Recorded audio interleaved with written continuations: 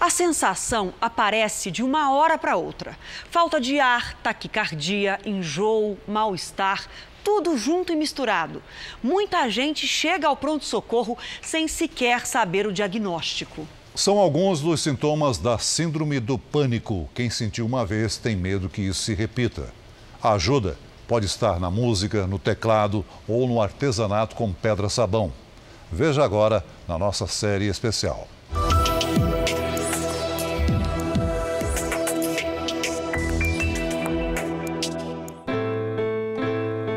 Os ouvidos sensíveis ao som ajudaram na cura da síndrome do pânico.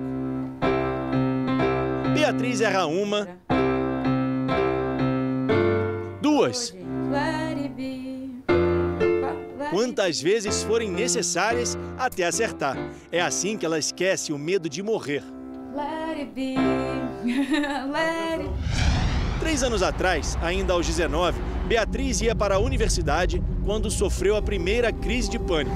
Estava sozinha dentro de um ônibus e, de repente...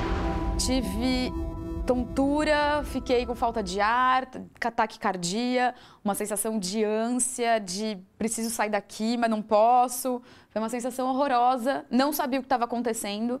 Cheguei na faculdade mal, e ao mesmo tempo as pessoas vinham perguntar para mim, assim, Bia, o que está acontecendo? Eu não conseguia explicar, eu só estava mal. Beatriz não sabia, mas havia desenvolvido uma doença. Quando você está tendo uma crise de ansiedade, você está em todos os lugares do mundo, menos aqui agora. Eu tive muito medo de andar de ônibus, de andar de metrô. Eu também tenho questões com lugares fechados, muito cheios, muita gente, assim, me deixa super atordoada. Então, é bem complicado, assim. Os médicos consideram a síndrome do pânico um transtorno mental, o que não pode ser confundido com um ataque de pânico. O medo que a Beatriz sentiu é apenas um dos sintomas da doença. Segundo a Organização Mundial da Saúde, a síndrome do pânico pode provocar ainda tremores pelo corpo. A pessoa sente também dificuldade para respirar e convive com a sensação de que vai morrer a qualquer momento. O cigarro e o estresse psicológico ajudam a desencadear a doença. Um estudo da Associação Americana de Psiquiatria aponta que, em média, 2,5% da população mundial vão apresentar transtorno do pânico ao longo da vida. A doença é 3 vezes mais comum em mulheres do que em homens. Os remédios antidepressivos são os mais comuns para tratar a doença, mas 30% das pessoas medicadas voltam a apresentar os sintomas. Os médicos consideram o cérebro a parte mais misteriosa do corpo humano, talvez a única que não tenha sido totalmente mapeada pela ciência.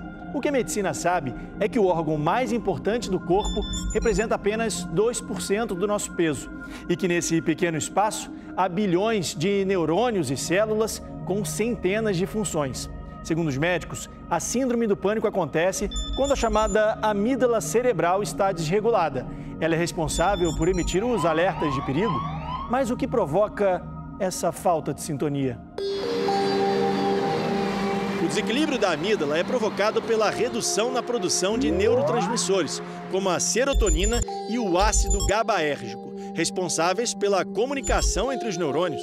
Quando estão fora de equilíbrio, há uma falha de comunicação entre eles. A mensagem incorreta leva o organismo a se preparar para um perigo que não existe. Existem diversos fatores hoje em dia que estão implicados no desenvolvimento de qualquer doença mental.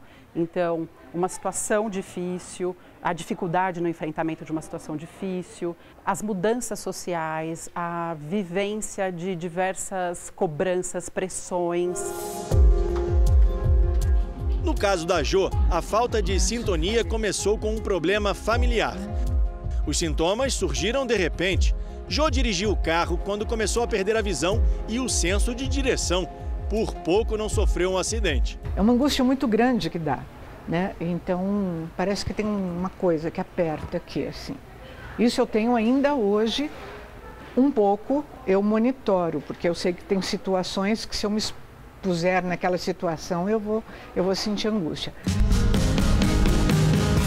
Jo encontrou na arte uma maneira de distrair a cabeça.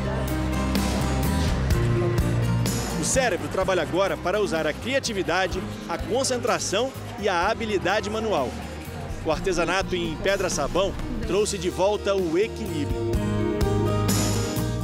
Você entra num fosso num lugar escuro dentro de você.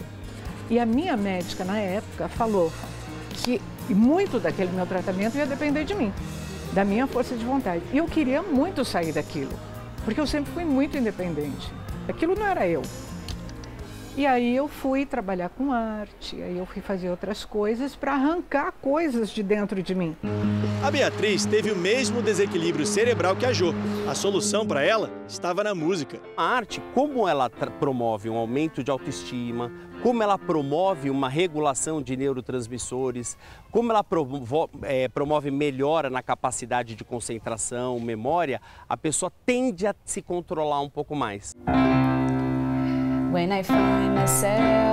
O teclado e o canto mudaram a maneira do cérebro agir. No momento que você senta, que você tem que ler uma partitura, que você tem que lembrar a música que você está tocando. Eu gosto de me filmar tocando, eu posto nas redes sociais, enfim. Então você tem que prestar atenção em um monte de coisa e você foca a sua atenção completamente ali, naquele momento, que é isso que é importante. O artesanato e a música acionaram um gatilho cerebral que bloqueou a evolução da doença, como se desligasse o botão do medo.